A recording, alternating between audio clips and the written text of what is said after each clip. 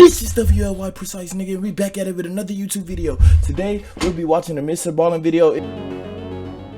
In early December of 1985, in the Chattahoochee National Forest in northern Georgia, a hunter was very carefully making his way through the trees trying to track a deer. Now, this hunter had been tracking this deer for over a mile, but it had been a while since he had seen any signs of it being anywhere nearby. And as this hunter continued to creep along, he became increasingly aware of how loud each of his steps were, because the ground all around him was covered in dry leaves, and so every step he was taking was creating a loud crunching sound. And so eventually this hunter just came to a stop and decided stalking this deer was totally pointless because he was basically scaring it away with these crunching sounds as he got closer to it. But before this hunter was ready to just give up and head back to his vehicle, he continued on a little bit further, and when he pushed through this particularly dense brush area, he saw this clearing up ahead. And the second he saw what was in this clearing, he froze, took a step back into the brush, and then ducked down behind a rock. Because in that clearing, he saw an animal, and it wasn't a deer. It was a huge American black bear. Now, generally speaking, American black bears are not aggressive towards humans. However, if, for example, you were to accidentally sneak up on a black bear, like this hunter had done, and you suddenly startled it by just showing your presence, the bear might react by pouncing on you and ripping you to bits. And so this hunter, with his back pressed up against the rock and his rifle gripped tightly across his chest, he's thinking about that and wondering what he's going to do to get out of this situation.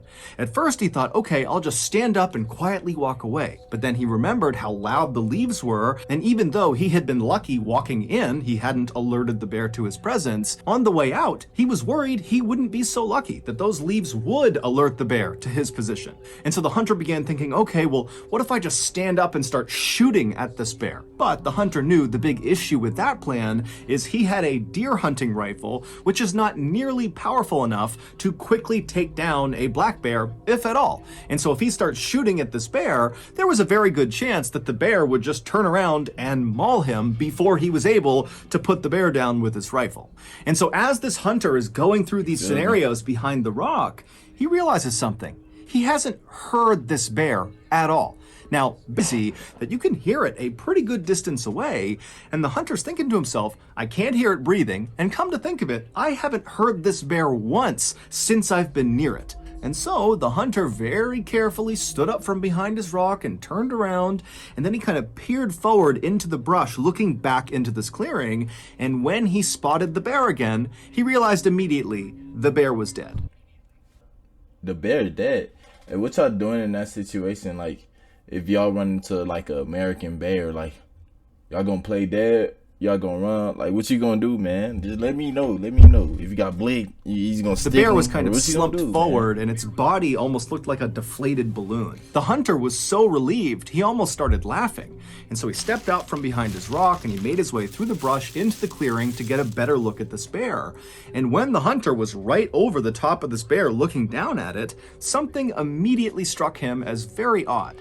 This bear was far too young to have died of natural causes. However, after this hunter kind of poked and prodded the bear and lifted it up on either side to try to look underneath it, he couldn't see any visible injuries. It was like this bear had just randomly dropped dead. But the hunter didn't spend much time thinking about what happened to this bear. Instead, he thought to himself, there has to be some sort of logical explanation for what killed it, and with one last look at the bear on the ground, the hunter turned around and began the long walk back through the woods back to his vehicle. It would turn out there was an explanation for what happened to that bear. However, it was anything but logical. But to get to that non-logical explanation, we first have to go back in time.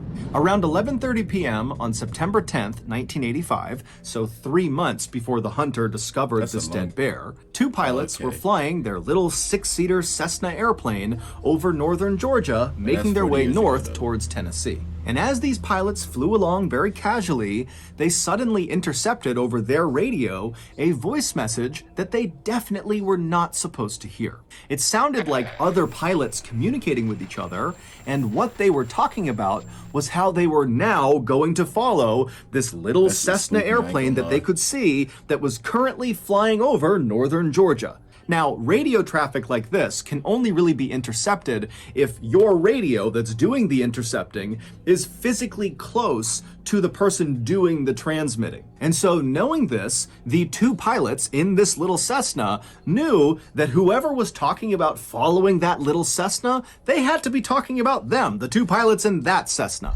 Now, for most pilots, if you suddenly overheard a radio transmission that your plane was getting followed by some other pilots, you might reach out to those pilots and say, "Hey, why are you following me? What's going on?"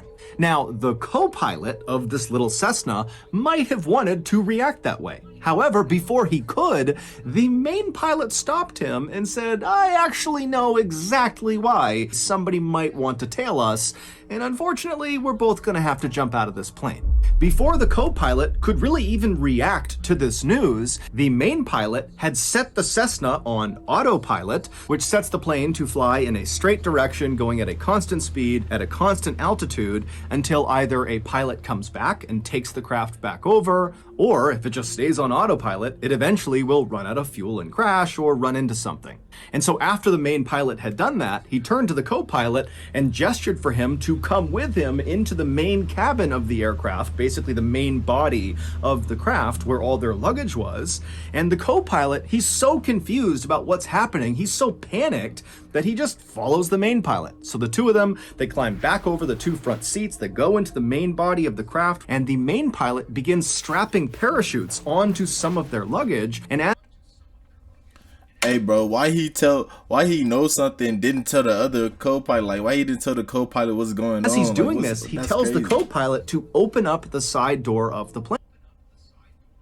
Hey, sometimes I be trying to figure out how Mr. Ballen know exactly what everybody said. Like, how do you And know so this, again, man? the co-pilot is just so caught off guard. He has no idea how to handle this. And so he reaches over and he slides open this door of this moving plane. And as soon as he did, this huge rush of cold night air blasted inside of the cabin, and it became so loud from the howling wind coming in that the two pilots couldn't even talk to each other. And then the main pilot just began pushing the luggage out of the plane just into the night, falling straight down to the ground far, far below them. And at some point, the co-pilot just joined him and began pushing the luggage out of the plane.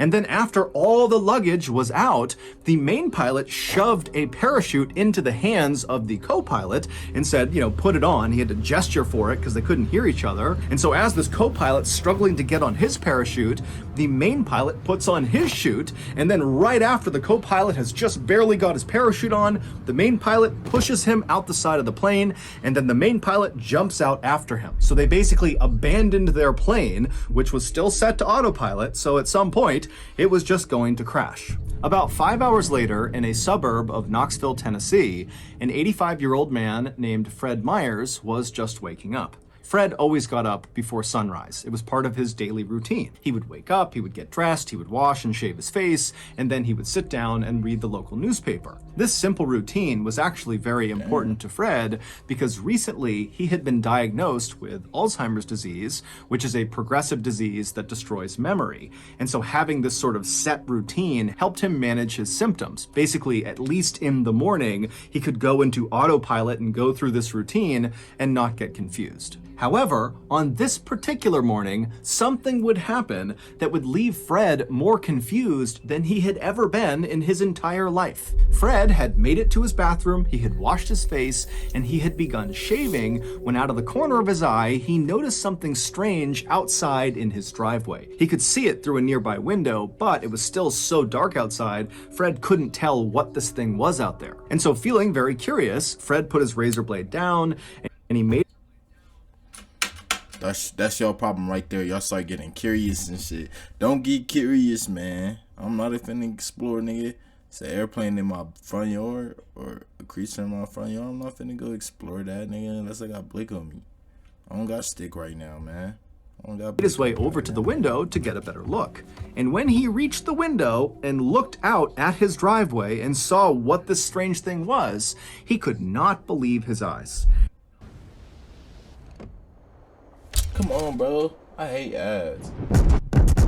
There was this huge parachute out on his driveway, and on the parachute was the main pilot of the Cessna. After the main pilot had pushed the co-pilot out and leapt out himself, when he pulled his ripcord, his chute either didn't deploy, or when it deployed, it didn't inflate fully, and so he was forced to go to his reserve chute, but it didn't inflate fast enough to stop him from crashing into the ground. And so the main pilot slammed into the ground, basically at terminal velocity, and so he sustained catastrophic internal injuries, and he died within a couple of minutes of hitting the ground. Fred was so stunned and confused at what he was looking at that without saying a word, he just turned away from his window and walked over to his phone and called the police, shaving cream still on his face. When the police arrived at Fred's house that morning, they were expecting to see a dead recreational skydiver on Fred's property. But when they walked up the driveway and saw the dead man for themselves,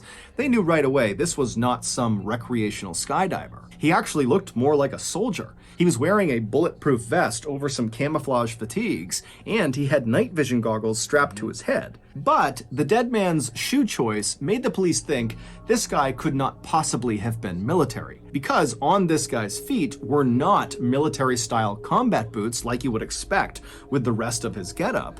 Instead, he was wearing loafers, specifically Gucci loafers, so very expensive designer shoes. And so the police are thinking to themselves, who the heck was this guy and what was he doing? The police would figure that out. However, first, we have to fast forward 2 months to late November 1985, so roughly 2 weeks before that bear was discovered by that hunter in Chattahoochee National Forest. Now, at this point in late November, that black bear was alive and well and living a typical black bear life in the Chattahoochee National Forest, which meant he mostly spent his time wandering around the woods looking for something to eat. And on this particular day in November, the bear was doing just that when out of the corner of his eye, he spotted something strange lying on the forest floor. It was one of the pieces of luggage that the two pilots had pushed out of their plane. It was this big, heavy duffel bag. Now, the bear had no idea if this duffel bag contained food, but the bear was optimistic, so it meandered its way over and began pawing at the bag with its massive claws, and pretty much immediately, his claws tore open a hole in this bag. And suddenly, the air all around this bear was filled with this glorious, flowery smell, so the bear put its nose directly into this rip in the bag and began sniffing and licking the contents of this bag. And apparently, the bear just loved it because it ate whatever was inside of the bag. All of it. And when he was done, the bear felt so good, he was so full of energy that he just started sprinting in a straight direction.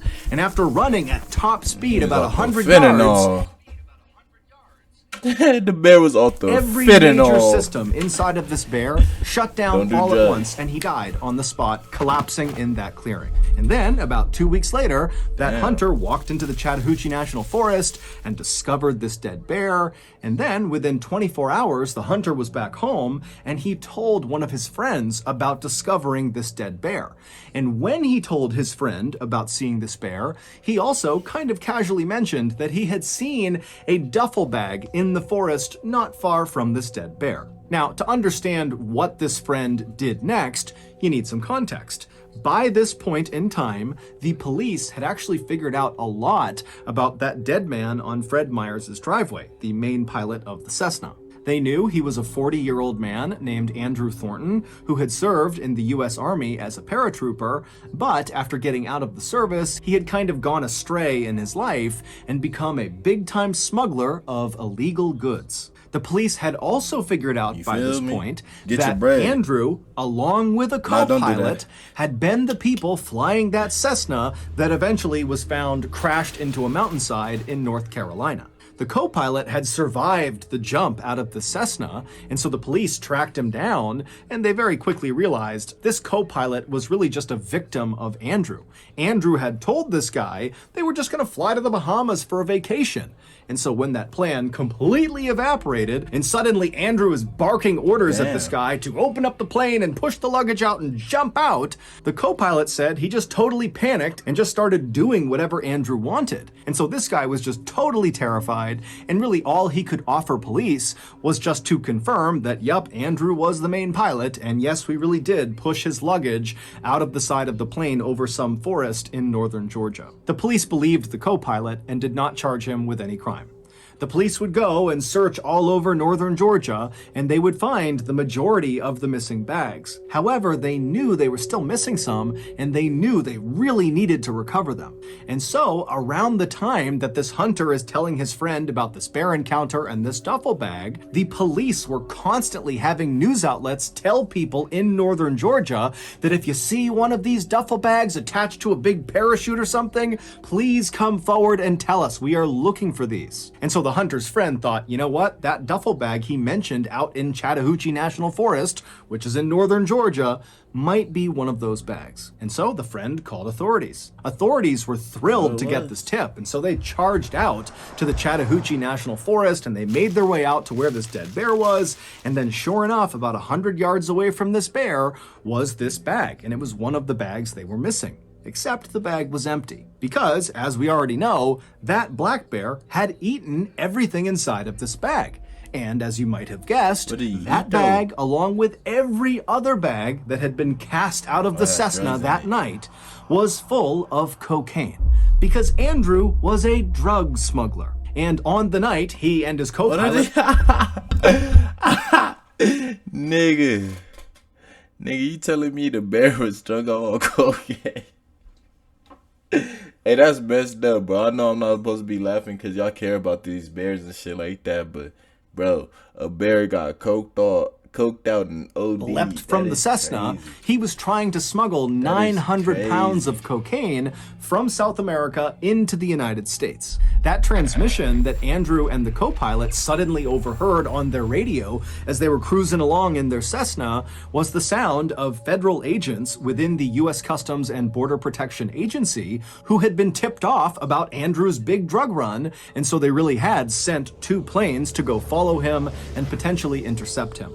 And so the authorities standing in the Chattahoochee National Forest looking down at this empty duffel bag had no idea where the cocaine went that was supposed to be inside of it. But on a hunch, they decided to bring the body of the dead black bear back with them and perform an autopsy on it. And sure enough, during this autopsy, the medical examiner would open up the bear's stomach, and the examiner would say the stomach was, quote, packed to the brim with cocaine, thus ending the mystery of how this bear died. It died from a massive cocaine overdose. But the bear story did not end there.